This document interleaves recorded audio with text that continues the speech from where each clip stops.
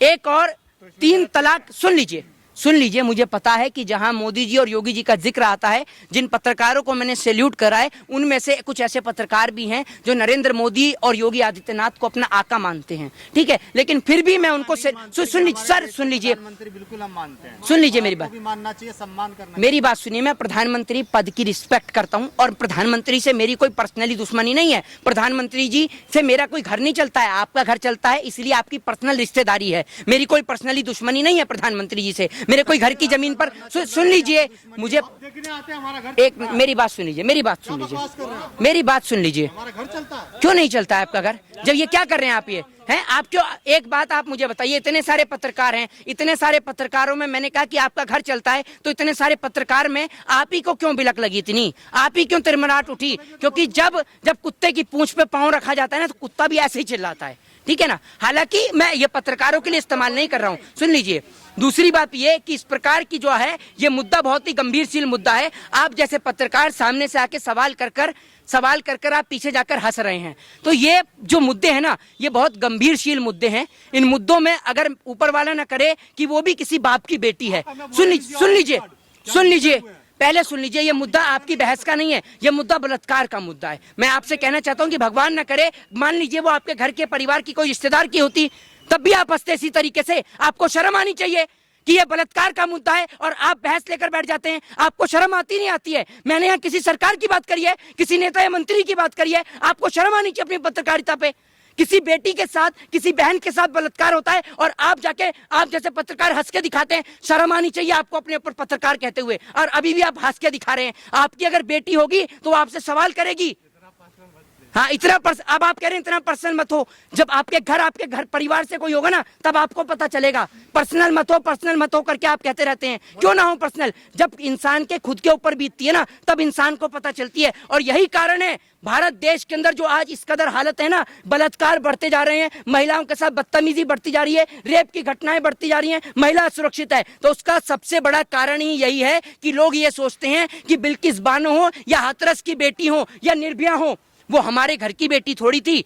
मतलब आप लोग तभी आवाज उठाएंगे जब आपके घर की बेटी के साथ ये होगा। मैं नहीं चाहता कि कभी इस देश के अंदर इस प्रकार की घटना हो। यह घटना बहुत ही शर्मसार घटना है जो पूरे देश को हिलाकर रख देती हैं। और इन बलात्कार की घटनाओं में किसी सरकार का कोई रोल नहीं होता है। लेकिन मैं आपको बता दूं, सरकारें चाहें तो बलात्कार को लेकर एक कड़ा नियम लेके आ सकती हैं। हमारे देश के अंदर बलात्कारियों को ऊपर फांसी की सजा का प्रावधान करना चाहिए। अब तक सिर्फ एक ही केस के अंदर, जब आप देखेंगे 376 हो, 249 हो, ये सब जो है रेप के मामले हैं, महिलाओं के साथ बदतमीजी करने के मामले हैं। आप इनमें देखेंगे 376 का जो मामला है, 376 का जो मामला है, इसके अकॉर्डिंग जो है बहुत सारे जो रेपिस्ट हैं आज भी जेल के अंदर बंद हैं। सरकार सिर्फ एक पार्लियामेंट के अंदर बिल लाकर यह पारित करा दे कि महिला के साथ बलात्कार करने वाले या महिला के साथ किसी भी प्रकार की बदतमीजी करने वाले व्यक्ति को उम्र कैद की सजा और महिला के साथ बलात्कार, यौन शोषण जैसी सजा में सीधा उसको फांसी की सजा का प्रावधान होना चाहिए। अगर इस देश के अंदर 4 से 5 बलात्कारियों को और फांसी के फंदे पर झुला दिया गया तो इस देश के अंदर कभी निर्भया जैसी बलात्कार की घटना सुनने को नहीं मिलेगी, बिल्किस बानो जैसी बलात्कार की घटना सुनने को नहीं मिलेगी, और हाथरस जैसी घटना आपको ना कभी देखने को मिलेगी और ना ही कभी सुनने को मिलेगी। लेकिन आप सुन लीजिए, गुनहगार है जी, जब उसको जेल से रिहा किया गया तो उसे जो है मिठाई और चंदन टिक्का लगाकर उसका स्वागत किया गया था। जी, इस पे आप क्या कहना चाहेंगे? जी, मैंने अभी उसी बात का जिक्र किया कि ये देश उस दिन, इस देश के अंदर मानवता और इंसानियत शर्मसार हो जाती है जिस दिन बलात्कारियों का स्वागत फूल की माला पहनाकर और मिठाई खिलाकर किया जाता है। एक बात मैं आपको बता दूं कि वो बेटी किसी भी घर, किसी भी परिवार की हो सकती है, और सबसे बड़ी बात यह है कि वो बेटी चाहे किसी के भी घर और किसी के भी परिवार की हो, वो बेटी किसी के भी पिता की हो, लेकिन वो बेटी इस हिंदुस्तान की बेटी है, इस भारत की बेटी है। और भारत देश के हर एक नागरिक को अगर किसी की भी बहन या बेटी के साथ बलात्कार होता है तो आपको उसमें जाति, धर्म, मजहब, कास्टलिज्म इसको कभी नहीं ढूंढना चाहिए, क्योंकि आपको उसके साथ इंसानियत और मानवता के नाते उसके साथ खड़ा रहना चाहिए, और तभी जाकर बलात्कार जैसी घटनाओं के ऊपर अंकुश और लगाम कसी जा सकती है। लेकिन दलित बेटे के साथ जिस तरह से राजस्थान के अंदर स्कूल में मटके पानी पीने के लिए गया, उसको मार दिया गया।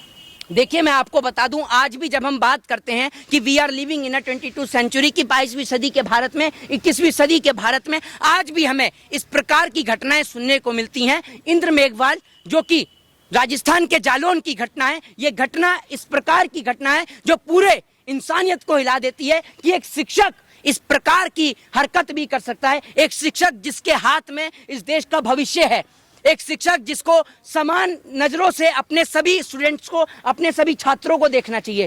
क्या उस बच्चे की गलती सिर्फ इतनी सी थी कि उस बच्चे को प्यास लग गई थी? ये आप मुझे बताइए। इस देश के अंदर जिस प्रकार की घटनाएं हो रही हैं, ये पूरे देश को हिला के रख देती हैं। उसके भी जो है कई ऐसे वीडियो सामने हैं जिसमें कि वो एक तरीके से प्रोपोगेंडा बताया जा रहा है कि मटके से पानी पीने की वजह से बच्चों को मारा गया था। दरअसल मुद्दा कुछ और था। देखिए मैं आपको बता दूं, मुद्दा जो भी था, मुद्दा मैं आपसे कहता हूं चलिए पानी का नहीं था, मुद्दा कोई और भी था, तो इस देश के अंदर टीचर को तो मारने का हक और अधिकार ही नहीं। कार खड़े हैं। मैं आप सभी की पत्रकारिता को सम्मान करता हूं कि आपने इस प्रकार के सवालों को रखा। देश के अंदर इस प्रकार के माहौल के होने के बावजूद कि कई चैनलों को बंद कर दिया गया है, जो चैनल सरकार की सच्चाइयों को प्रदर्शित करते हैं, सच्चाई की दिखाते हैं सरकार की, उनको बंद कर दिया जाता है, बैन कर दिया जाता है। लेकिन उसके बावजूद भी आप इस प्रकार के सवाल को उठा रहे हैं, तो आपकी पत्रकारिता को और आप जैसे पत्रकारों को मैं, मोहित शर्मा, देश के एक नागरिक के तौर पर आप सभी पत्रकारों का सम्मान करता हूं। दूसरी बात, आपने बात करी बिल्किस बानो की।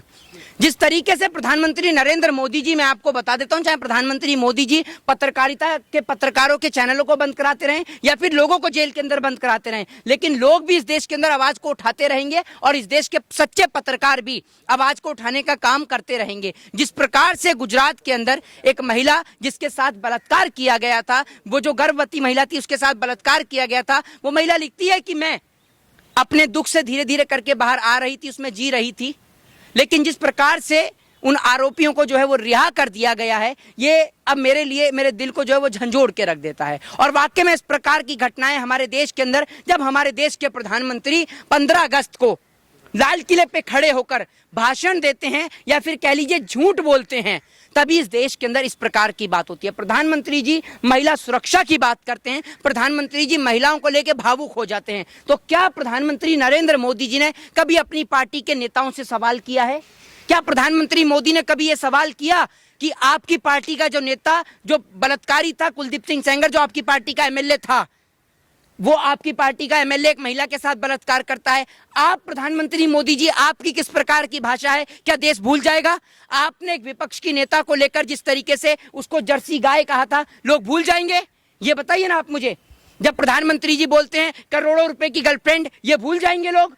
तो प्रधानमंत्री जी को ही सबसे पहले महिला का सम्मान करना होगा। और दूसरी बात, प्रधानमंत्री नरेंद्र मोदी जहां से गुजरात से आते हैं, गुजरात से मुख्यमंत्री भी बने और उसी गुजरात में बलात्कारियों को रिहा कर दिया जाता है। मैं कहता हूं कि बलात्कार चाहे मौलाना की बेटी के साथ हुआ हो, चाहे बलात्कार पंडित की बेटी के साथ हुआ हो, बलात्कार बलात्कार होता है। आप बलात्कारियों को हिंदू, मुस्लिम, सिख, ईसाई की नजर से मत देखिए, क्योंकि बलात्कार करने वाला इस देश के अंदर किसी जाति, किसी धर्म और किसी मजहब से नहीं होता है। और इस देश के अंदर इंसानियत और मानवता का गला उसी दिन घुट जाता है जिस दिन बलात्कारियों को, आरोपियों को जो है मिठाई खिलाकर, फूल की माला पहनाकर उनका स्वागत किया जाता है। मैं पूछना चाहता हूं कि उस पिता के दिल पर क्या चोट पहुंच रही होगी, उस महिला के दिल पर क्या चोट पहुंच रही होगी जिसकी बेटी के साथ या जिस महिला के साथ बलात्कार हुआ है।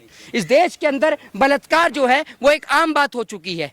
इस देश के अंदर बलात्कारियों को सजा नहीं होती है। इस देश के अंदर बलात्कार करने वाले, महिलाओं के साथ छेड़छाड़ करने वाले पार्टियों के एमएलए होते हैं, पार्टियों के नेता होते हैं। महिलाओं के साथ बदतमीजी करने वाले लोग जो होते हैं, उन्हों का संबंध कहीं ना कहीं पार्टी से होता है। और आप महिला से बात करते हैं, महिला की बात करते हैं। आपको हाल ही में पता होगा कि असम के अंदर आपकी पार्टी का जो एक कार्यकर्ता है, या कह लीजिए आपकी पार्टी का जो एक नेता है, वो चकला चलाते हुए पकड़ा जाता है। आप इस बारे में क्या कहेंगे? इस सवाल का आप जवाब देंगे प्रधानमंत्री मोदी जी? आप महिला शक्ति की बात करते हैं ना, महिला सुरक्षा की बात करते हैं। आप मुझे ये बता दीजिए कि अब तक आपके कार्यकाल के दौरान 2014 से लेकर अब तक कितनी महिलाओं को पूर्णतः इंसाफ मिला है? क्या हुआ हाथरस के अंदर जब एक बेटी के साथ बलात्कार हुआ? इतनी दर्दनाक घटना, इतनी निंदनीय घटना कि शव को भी जला दिया जाता है। गुजरात के अंदर बिल्किस बानो के साथ बलात्कार होता है। पूरे देश को ये तस्वीरें, ये खबरें दहला के रख देती हैं, पूरे देश को हिला के रख देती हैं कि आज जब हम चांद की ओर जाने की बात करें, चांद पे बढ़ने की बात कर रहे हैं, उस समय हमारे देश के अंदर महिलाओं के साथ बलात्कार होता है। और प्रधानमंत्री मोदी जी